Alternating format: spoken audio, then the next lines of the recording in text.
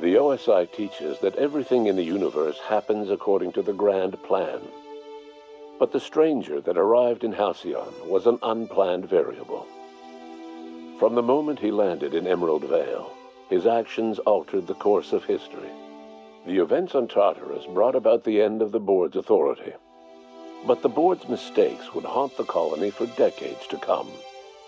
The damage they left behind would require the work of a generation to repair.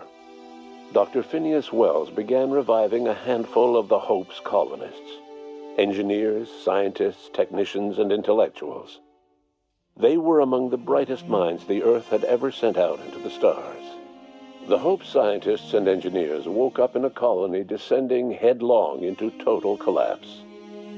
With no way to return to Earth, they had no choice but to band together and devote themselves to the cause of saving Halcyon. The people of Halcyon were nothing if not hardy. In the absence of the board's authority, many of the colony's settlements banded together with a single purpose in mind: survival. Life was especially hard in the years to come. Some towns dissolved by attrition and starvation, but most of them found a way to carry on. In the years to come, Halcyon was forced to reckon with its newfound freedom. The board was gone, and for better or worse, the colony was responsible for its own destiny. As the colony struggled to survive, the inspirational story of the iconoclasts spread like wildfire, and Graham was able to bring many of the smaller Terra 2 townships into the fold. However, his zealous obsession with spreading the word blinded him to the needs of a growing organization, and the movement was unsustainable at scale. The iconoclast way seemed to work best, and ultimately petered out on Monarch. In the end, after years of struggling against its own obsolescence, Edgewater lost a battle of attrition to plague, marauder attacks, and desertion.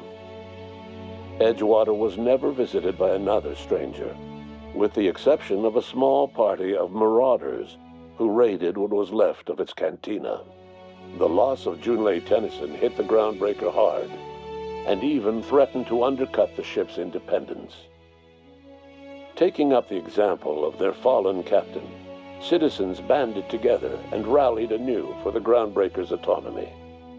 Junlei was remembered as a folk hero, the spark that ignited a flame, heralding a new age of proud defiance against anyone who would challenge the Groundbreaker's sovereignty.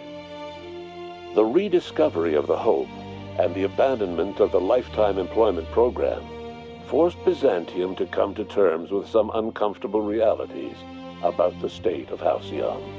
While Byzantines were reluctant to surrender the luxuries they'd grown accustomed to, the board's diminished authority gave them little choice in the matter. Nearly everyone had to learn to make do with less. Some even had to get jobs. It was a dark time indeed. Even the Gorgone asteroid, though a distant enigma to most of Halcyon, felt the aftershocks of your actions. The Gorgone project created divisions among Wells' newly awakened scientists. Many wanted to let the facility and its failures rot, but others saw an opportunity to improve the work of the original scientists, and perhaps the lives of Halcyon's masses. With no one to champion the project, however, the promise of Adrena time faded, and the Gorgone facilities fell into disuse once more. Lucian Bancroft had high hopes for Project Gorgone. However, the board's fall stripped him of the power and authority he'd wielded for so long. Like many of his peers, he was forced to take up a job based on his meager qualifications. He was relegated to dirt farming in the marauder-infested outskirts of Terra 2. In spite of everything, the Gorgone asteroid remained a sobering reminder of the potential for progress and disaster in humanity's most ambitious efforts. The Rizzo's company in Halcyon dissolved after the collapse of the board. The Eridanos atmospheric complex developed a notorious reputation as a derelict settlement, populated by grinning killers. These stories kept the infection safely contained, until a group of salvagers braved the complex and stole 20 crates of Spectrum Brown. Inside these crates, long-dormant parasites began to stir.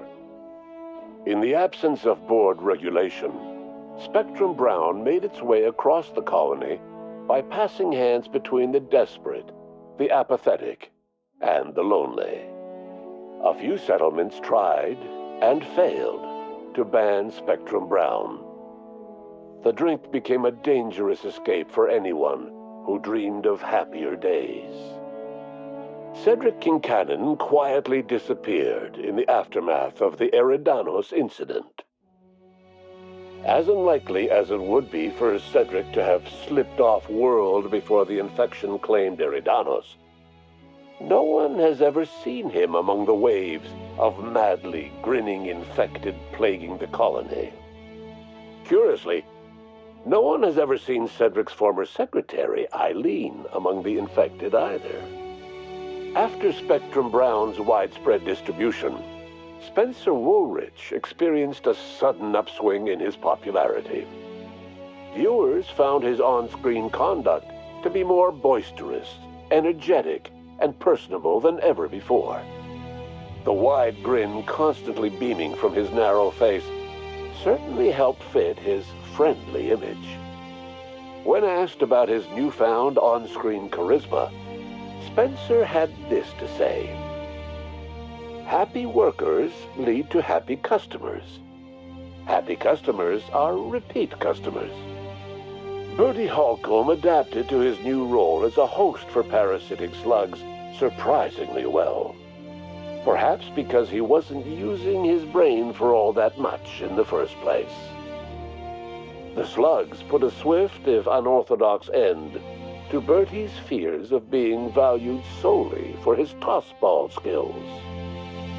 Of all the infected in the colony, Bertie's wild, beaming smile would always be the most genuine.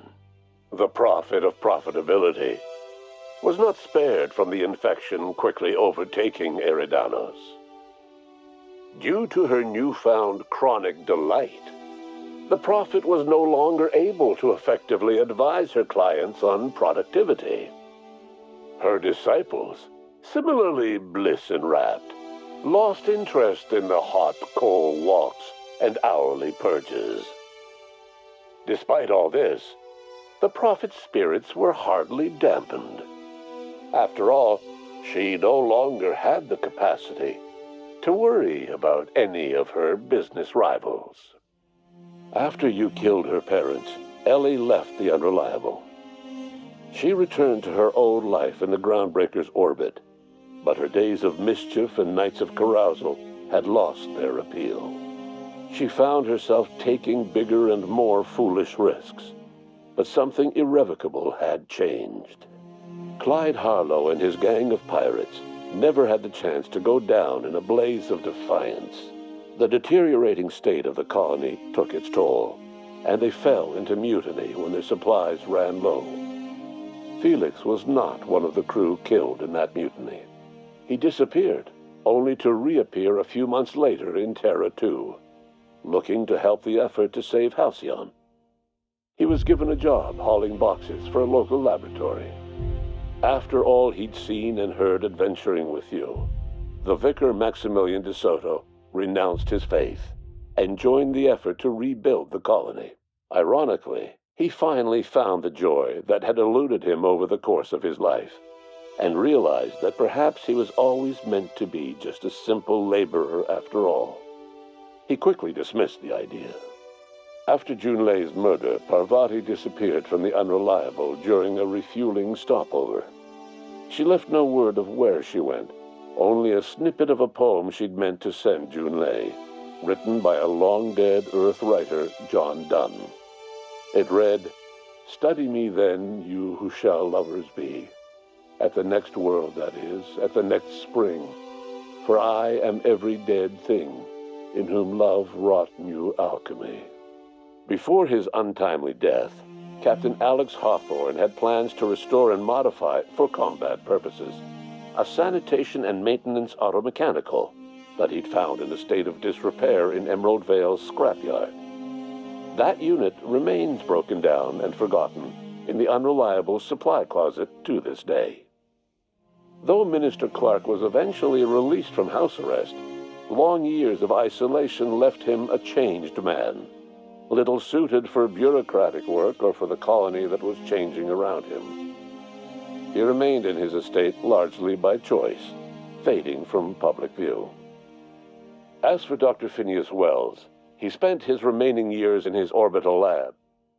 He was never able to come to terms with his own past, troubled by the decision of placing all his faith in the first colonist he ever revived, the infamous Captain of the Unreliable. The revival project yielded mixed results. Phineas, weighed down by limited support and his own guilt, struggled to revive more than a handful of scientists and engineers. They made a heroic effort to solve the colony's problems, but with small numbers and facing long odds, their solutions never caught on. Only a few of the Hope's colonists were successfully revived. Wells died before he could see the fruits of his labor. He passed away a haunted man, crushed by the guilt of his failures. Small, petty factions squabble over what remains of the colony. Every attempt to reach out to Halcyon's neighbors is met with silence.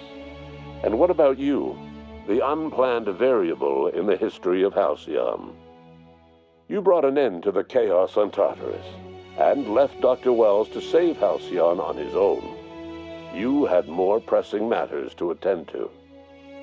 As you tasted your first scoop of Rizzo's partially emulsified, semi-frozen milk-like dessert, you realized something.